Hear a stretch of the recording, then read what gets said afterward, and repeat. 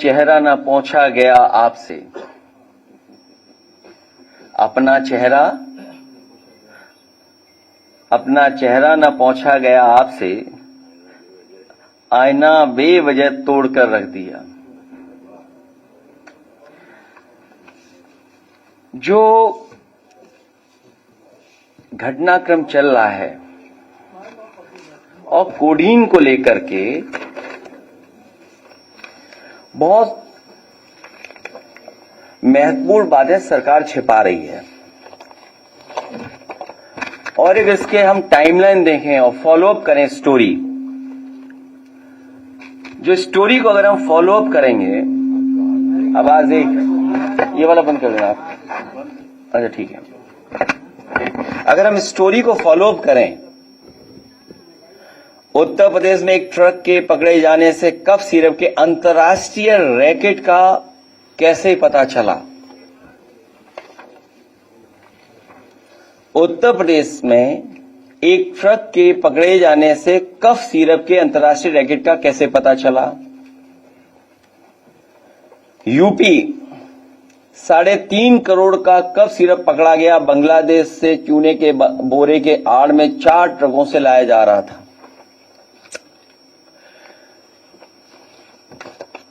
36 जिलों में 118 से अधिक एफआईआर।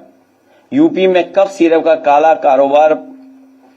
पढ़े इस कांड की पूरी कहानी। कोडीन सिरप माफिया कौन? 5 तरह के फर्जी फर्म। पूर्वी यूपी एवं बांग्लादेश हब और नेक्सस।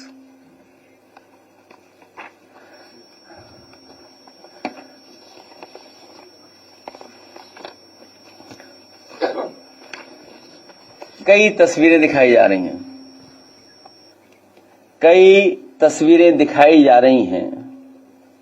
तो अगर हम तस्वीरों का ही सब कुछ ठीक मान लें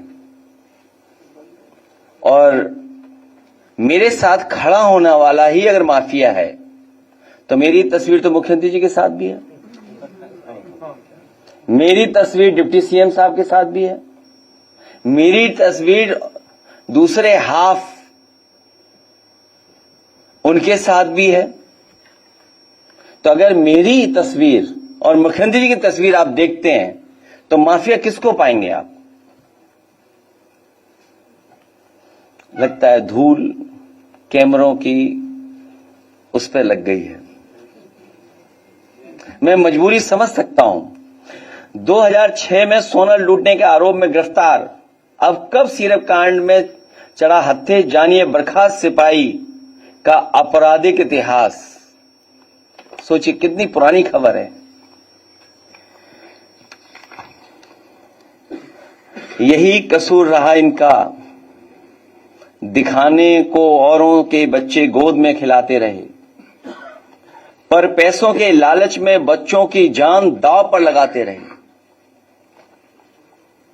यही कसूर रहा इनका, ये अपनों को हर हाल में बचाते रहे, उनके गुनाह छिपाते रहे। जब खुलने लगा राज इनका, तो औरों पर इल्जाम लगाते रहे।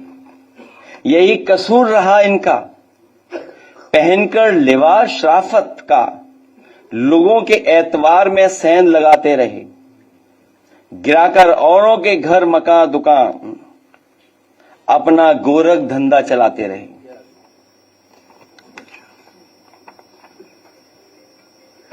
किसी प्रदेश का मुख्यमंत्री झूठ बोले और उसके साथ खड़े हुए जो पसंद नहीं कर सकते मुख्यमंत्री को, वो झूठ बोले,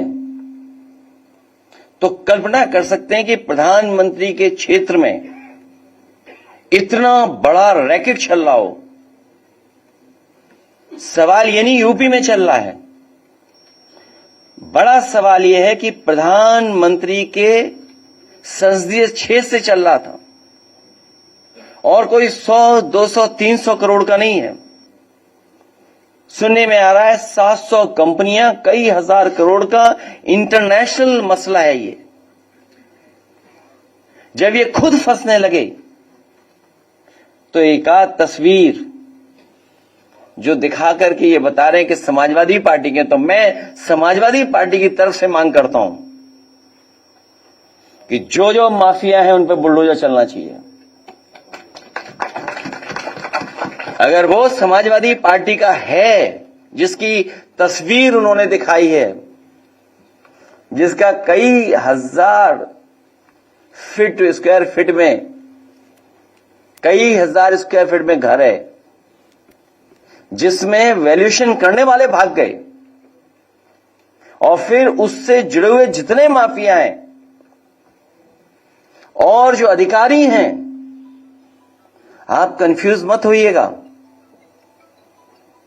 जो अधिकारियों का नेक्सस है, जो अधिकारियों की लड़ाई है, उसकी वजह से भी जनता को कुछ सच्चाई पता लग रही है। अगर कानपुर का अखिलेश दुबे की कोई जान बचा रहा है तो यही समाजवादी पार्टी है, समय समय पर उठाने की वजह से उसकी जान बची हुई है, और पूरी सरकार लगी है कि उसको और कैसे बचाया जाए। उत्तर प्रदेश में तो कमाल चल रहा है। इसलिए हमारी समाजवादी पार्टी की तरफ से मांग है, और हमारी तरफ से मांग है कि जिनको आप समाजवादी पार्टी का बता रहे हैं, कालीन भैया, कोडीन भैया, जितने लोग हैं, उन सब पे बुलडोजर चलना चाहिए। क्योंकि सवाल देश के प्रधानमंत्री जी के लोकसभा के क्षेत्र का है, वहां से ये नेटवर्क चल रहा था। उसमें जितने लोग शामिल हैं, हजारों करोड़ का जिन्होंने खेल किया है, उन सब पे बुलडोजर चलना चाहिए। लीडर ऑपोजिशन भी यही मांग करेंगे। खत्म हो गई बात।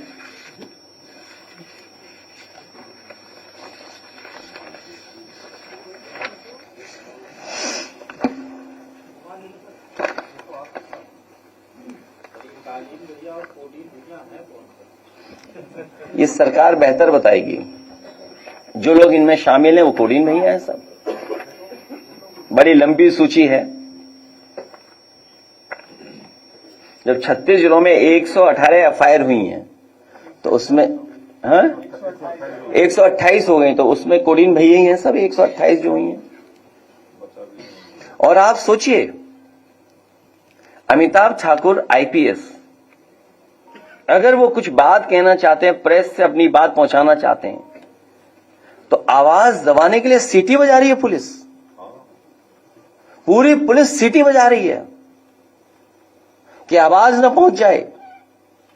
और दूसरा, दीपक यादव पूर्व विधायक, कुछ हजार का फर्जी दिखा करके